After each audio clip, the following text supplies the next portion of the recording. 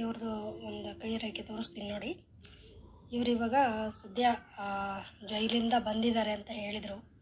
ನಿಮಗೆ ಕಾರಾಗೃಹ ವಾಸ ಎಲ್ಲಿ ಸಿಂಬಲ್ ಎಲ್ಲಿದೆ ಅಂತ ತೋರಿಸ್ತೀನಿ ನೋಡಿ. ಅವರು ಮಾಡದೇ ಇರೋ ತಪ್ಪು ಅಂತ ಹೇಳ್ತಾರೆ, ಏನಾದರೂ ಆಗಿರ್ಬೋದು.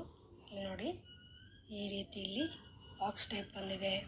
ಈ ರೀತಿ ಏನಾದರೂ ಬಾಕ್ಸ್ ಟೈಪ್ ಬಂದಿದ್ರೆ ನೋಡಿ, ಇಲ್ಲೂ ಕೂಡ ಜೀವನ ರೇಖೆಗೆ ಈ ಲೈನ್ಗಳು ಈ ರೀತಿ ಟಚ್ ಮಾಡಿದ್ದಾವೆ. ಈ ರೀತಿ ಟಚ್ ಮಾಡಿದರೆ ಸೊ ಇವರಿಗೆ ಜೈಲು ಶಿಕ್ಷೆ ಆಗಿರುತ್ತೆ ಅಂತ ಹೇಳ್ಬೋದು. ಸೊ ತಪ್ಪು ಯಾರದೇ ಆಗಿರಲಿ, ಆ ಶಿಕ್ಷೆ ಮಾತ್ರ ಇವರು ಅನುಭವಿಸಿರ್ತಾರೆ ಅಂತ ಹೇಳ್ತೀವಿ. ಲಕ್ ಲೈನ್ ನೋಡಿ ಎಷ್ಟು ಚೆನ್ನಾಗಿದೆ, ಜೀವನ ರೇಖೆ ಚೆನ್ನಾಗಿದೆ. ಬಟ್ ಇಲ್ಲೊಂದು ಬಾಕ್ಸ್ ಬಂದುಬಿಟ್ಟು ಎಲ್ಲ ಕೆಡಿಸಿದೆ ಅಂತಲೇ ಹೇಳ್ಬೋದು. ಸುಮಾರು ಇವರು 5 ವರ್ಷದವರೆಗೂ ಜೈಲು ಶಿಕ್ಷೆ ಅನುಭವಿಸಿದೆ ಅಂತ ಹೇಳ್ತಾರೆ. ಸೊ ಈಗ ಅವ್ರು ಬೇಲ್ ಮೇಲೆ ಬಂದಿದ್ದಾರೆ ಅಂತ ಹೇಳಿದ್ರು. ಬಟ್ ಅವ್ರಿಗೆ ಏನೇ ಇರಲಿ, ಅವ್ರದ್ದು ವೈಯಕ್ತಿಕ ವಿಷಯಗಳು ಏನೇ ಇರಲಿ. ಸೊ ಈ ಥರ ಇದ್ದಾಗ ಏನಾಗುತ್ತೆ, ನಿಮಗೆ ಸಿಂಬಲ್ ತೋರ್ಸೋಕ್ಕೆ ಅಂತ ನಾನು ಹಾಕಿದೆ.